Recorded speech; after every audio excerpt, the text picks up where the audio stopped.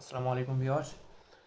ক্যালকুলাসের calculus হচ্ছে differentiation এবং integration, এই দুটো মিলে ক্যালকুলাস। তো আমরা প্রথমে ডিফারেন্সিয়েশন থেকে শেখার পর ইন্টিগ্রেশন শিখবো। তো ডিফারেন্সিয়েশন শেখার জন্য আমাদের প্রথমে লিমিট সম্পর্কে ধারণা প্রয়োজন। তো লিমিট সম্পর্কে ধারণার জন্য আজকে আমরা দেখব ঢাল সংক্রান্ত কিছু বিষয়। তো আজকে আমরা দেখব সরলরেখার ঢাল এবং বক্ররেখার ঢাল। তাহলে আজকে কি দেখবো আমরা? সরলরেখার ঢাল, সরল রেখার ঢাল এবং আরেকটা হচ্ছে বক্ররেখার ঢাল।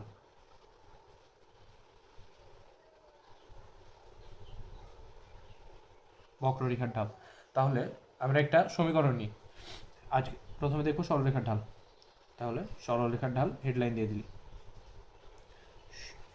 সরল রেখার ঢাল।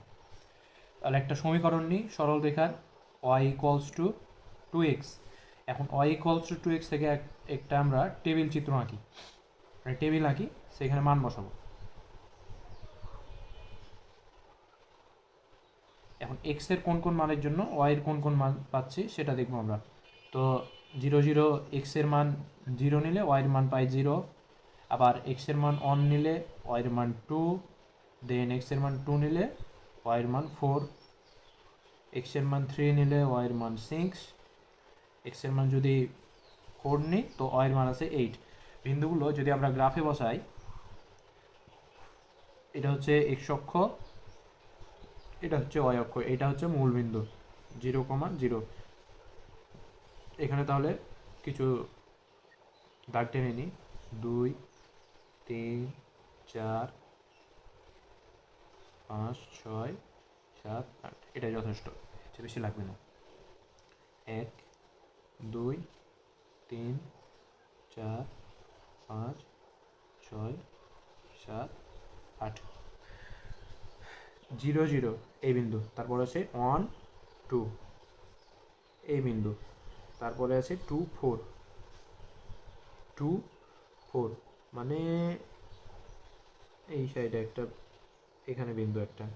তারপরে আছে 3 6 3 6 এখানে বিন্দু। তারপরে আছে 4 8 8 আছে এখানে, তাহলে এইখানে বিন্দু। তাহলে বিন্দুগুলো যদি যোগ করি আমরা তাহলে একটা সরল রেখা পাবো।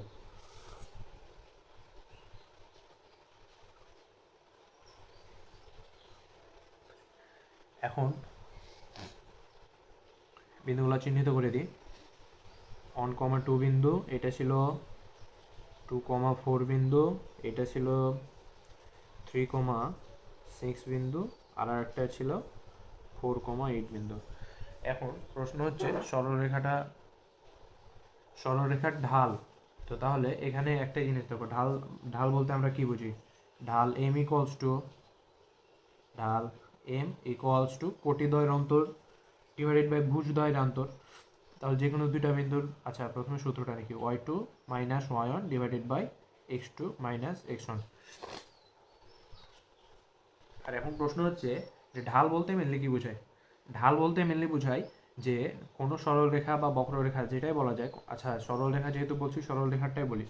সরলরেখার ঢাল বলতে বোঝায় যে ঢাল দ্বারা বোঝা যায় যে সরলরেখাটা কি ঊর্ধ্বগামী না নিম্নগামী, বা তোমার কোনো দুইটা সরলরেখার মধ্যবর্তী যদি আবার তুলনা করা যায় তো ঢাল দ্বারা বোঝা যায় যে কোন সরলরেখাটা বেশি ঊর্ধ্বগামী। এখন সেটা ঢাল দ্বারা বোঝানো যায়। তো এই ক্ষেত্রে আমরা ঢাল দ্বারা দেখবো। ঢাল কিভাবে নির্ণয় করা যায়, ঢাল কিভাবে এলো। তো এখানে এক্স অক্ষের প্রথমে আমরা দুইটা বিন্দু নিয়ে কাজ করব, সেই বিন্দু থেকে দেখব। তো যে কোনো দুইটা বিন্দু নিই, তো আমি এই বিন্দুটা নিলাম আর এই বিন্দু নিলাম। তাহলে 1,2 বিন্দু আর 3,6। তাহলে এখানে এক্স অক্ষের পরিবর্তন কত?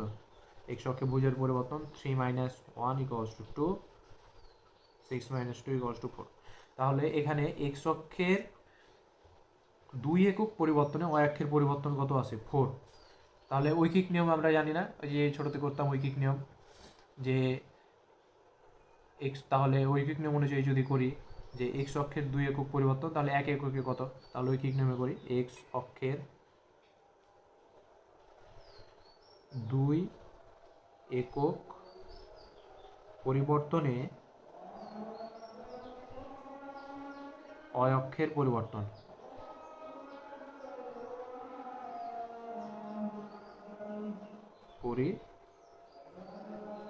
অক্ষের পরিবর্তন কত?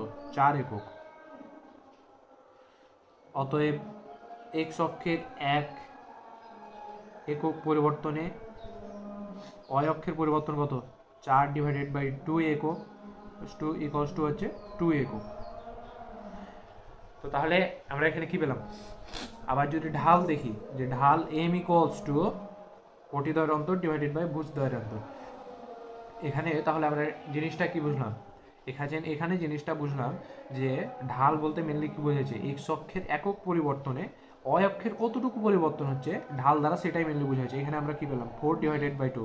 এখানে যদি আমরা ঢালের সূত্র থেকে নির্ণয় করতে যাই, তাহলে যদি ঢাল নির্ণয় করতে যাই, অতএব ঢাল এম ইকুয়ালস টু এই দুইটা বিন্দু থেকে ঢাল নির্ণয় করবো। তাহলে কি কোটিদ্বয়ের অন্তর, কোটি কি ছিল 6y2 - 1, 6 - 2 ডিভাইডেড বাই ভুজদ্বয়ের অন্তর, তাহলে 3 - 1 ইকুয়ালস টু 4/2 ইকুয়ালস টু হচ্ছে 2।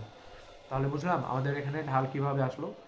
ঢাল বলতে তাহলে মেনলি আমাদের বোঝাচ্ছে যে কোনো সমীকরণে বা সরলরেখার এক্স অক্ষের একক পরিবর্তনের জন্য অক্ষের পরিবর্তনকে ঢাল বলে। তাহলে আমরা ঢালের সংজ্ঞাটা লিখে নিই।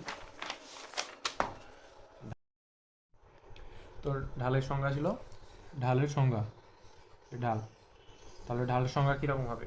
ঢালের সংজ্ঞা হবে এক্স অক্ষের কোনো সরলরেখার এক্স অক্ষের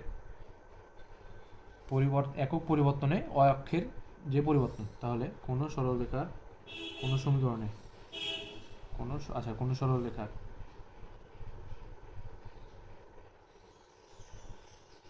সরলরেখার এক্স অক্ষের একক পরিবর্তনে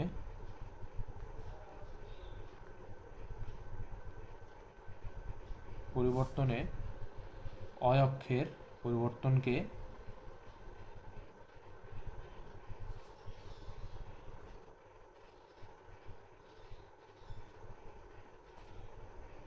ওই সরলরেখার ঢাল বলে।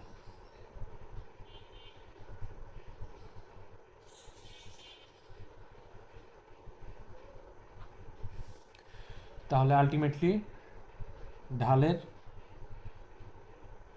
ঢাল এম ইকুয়ালস টু কি আসছে? তাহলে আলটিমেটলি ঢাল এম ইকুয়ালস টু কি আসছে? যে ভুজদ্বয়ের, এই যে কোটিদ্বয়ের অন্তর ডিভাইডেড বাই ভুজদ্বয়ের অন্তর, মানে অক্ষের পরিবর্তন ডিভাইডেড বাই এক্স অক্ষের পরিবর্তন, মানে আসছে অক্ষের পরিবর্তন ডিভাইডেড বাই অক্ষের দুটি বিন্দুর পরিবর্তন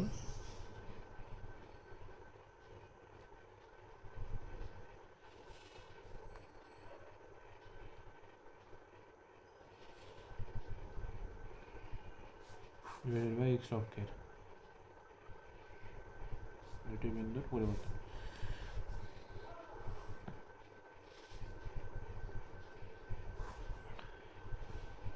ছিল এক্স অক্ষ, অয় অক্ষ। এখন আমরা আর একটা কি জানি? ঢাল এম ইকুয়ালস টু ছিল ট্যান থেটা। আমরা জানি যে ট্যান থেটা ইকুয়ালস টু ঢাল পাওয়া যায়। আর থেটা কোনটা? থেটা হচ্ছে এক্স অক্ষর কোনো সরল রেখা, এই যে ওই সরলরেখার সমীকরণ ছিল y ইকুয়ালস টু 2x। বিন্দু দুইটা ছিল কত বিন্দু? ঢাল ছিল এখানে, এই যে বিন্দু ছিল 1 2 2 4 3 6 4 8, 1 2 2 4 3 6 4 8। এটি ছিল থিটা কোণ। তার মানে এক্স অক্ষের ধনাত্মক দিকের সাথে সরলরেখাটা যে কোণ উৎপন্ন করে তার ট্যানজেন্টকে ওই সরলরেখার ঢাল বলে।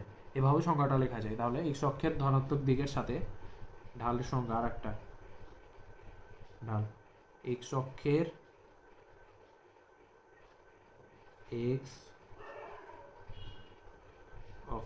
ধনাত্মক দিকের সাথে যে কোণ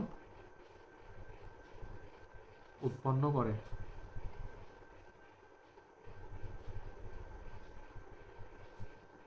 তার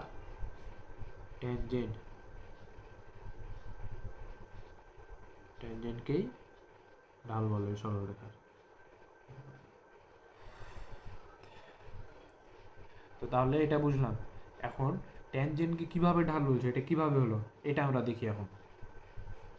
এখন এই বিন্দু থেকে এক্স অক্ষের সমান্তরালে একটা রেখা টানলাম, এই যে এইটা রেখা এক্স অক্ষের সমান্তরালে, তাহলে এই কোণটা থিটা হলে এই কোণটা কি, এই কোণটাও থিটা, যেহেতু এরা অনুরূপ কোণ। আবার 3.6 এই বিন্দু থেকে ওয়াই অক্ষের সমান্তরালে আর একটা রেখা টানলাম, তাহলে ওয়াই অক্ষের সমান্তরাল আর একটা রেখা টানলাম যেটা আগের এই রেখাকে পরস্পর 90 ডিগ্রিতে ছেদ করলো, তাহলে কি যেটা ত্রিভুজ পেলাম, এই যে একটা ত্রিভুজ, এই ত্রিভুজের এটা হচ্ছে লম্ব আর এটা হচ্ছে ভূমি আর এটা হচ্ছে থিটা কোণ, যেটা এই সরলরেখার থিটা কোণ, এটা পরস্পর অনুরূপ কোণ। এটা ছিল 3.6 বিন্দু আর এটা ছিল 1.2 বিন্দু। তাহলে এটা কি, এটা হচ্ছে লম্ব আর এটা হচ্ছে ভূমি। এখন ট্যান থিটা ইকুয়ালস টু আমরা কি জানি, ট্যান থিটা ইকুয়ালস টু জানি লম্ব বাই ভূমি। তো তাহলে এখানে লম্ব এই বিন্দুটা, মানে এই বিন্দুটা কত, 6 মানে এটুকের দৈর্ঘ্য হচ্ছে 6 আর এটুকের দৈর্ঘ্য কত, এটা ছিল 1.2 বিন্দু, এটুকের দৈর্ঘ্য তাহলে কত, আলটিমেটলি 2, যেহেতু 1.2 বিন্দু, তাহলে এইটুক কত, এইটুক 6 - 2 মানে 4। তো তাহলে লম্ব কত পেলাম, লম্ব পাইলাম 4, 6 - 2 তারপর হচ্ছে 4, যেটা 6 - 2 লিখলাম। আচ্ছা, এরপরে ভূমিতে আসি, ভূমি কোনটুক, এইটুক, তাহলে এই বিন্দু কত ছিল 1.2 মানে এটা হচ্ছে 1। আর এই বরাবর এখানে, মানে এই বরাবর এটা এক্স অক্ষকে ছেদ করে কত বিন্দুতে, তাহলে এটা ছিল 3.6, তার মানে এটা হচ্ছে 3 বিন্দু। এইটুক হচ্ছে 1 আর এই পুরাটুক হচ্ছে 3, তাহলে এইটুক কত, এইটুক 3 - 2 = 1, তার মানে হচ্ছে 3 - 2। তো তাহলে এটা ক্যালকুলেশন করলে আসে 4। তার মানে ঢাল কত আছে, অতএব ঢাল m = 4। এখন কথা হচ্ছে এভাবে হচ্ছে তোমার ট্যান থিটা ইকুয়ালস টু ঢাল আছে। তাহলে ট্যান থিটা ইকুয়ালস টু আর একটা এম এর সূত্র কি দেখেছিলাম, ঢাল নির্ণয় সূত্র, m = y2 - y1 / x2 - x1। এখন এই বিন্দুটাকে যদি ত্রিভুজটা এখানে আঁকে একটু সুন্দর করে, এই বিন্দুটাকে যদি এখন x2, y2 বলি আর এটাকে যদি x1, y1 বলি, তো তাহলে এখানে কি ছিল y2, এইটুক মানে কি ছিল, এইটুক মানে y2 - y1 ছিল, আর এই যে এইটুক মানে কি ছিল, এই যে এইটুক ভূমি ছিল কত, x2 - x1।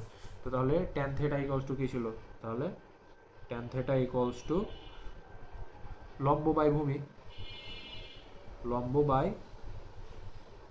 লম্ব কত ছিল, লম্ব এই যে এইটুক, তাহলে কি y2 - y1 ডিভাইডেড বাই ভূমি কত এইটুকের মান হচ্ছে এই যে ভূমি x2 - x1। R y2 - y1 divided by x2 - x1, এটা মানে কি ছিল, আমরা এটা কি জানতাম, ঢাল, তাহলে এটা ইকুয়ালস টু m। তাহলে অতএব ঢাল m = কত, ঢাল m = tan থিটা। তাহলে আমরা বুঝলাম যে ঢাল কিভাবে আসে একটি সরলরেখার। তো এখান পর্যন্ত আমাদের তাহলে এখান পর্যন্ত থাকলো। পরবর্তী লেকচারে আমরা দেখব বক্ররেখার ঢাল নির্ণয়, সেখান থেকে আমরা লিমিটে চলে যাব ডাইরেক্ট। তো এখান পর্যন্তই, তাহলে সবাইকে ধন্যবাদ। পরবর্তী লেকচারে আবার দেখা হচ্ছে। আসসালামু আলাইকুম।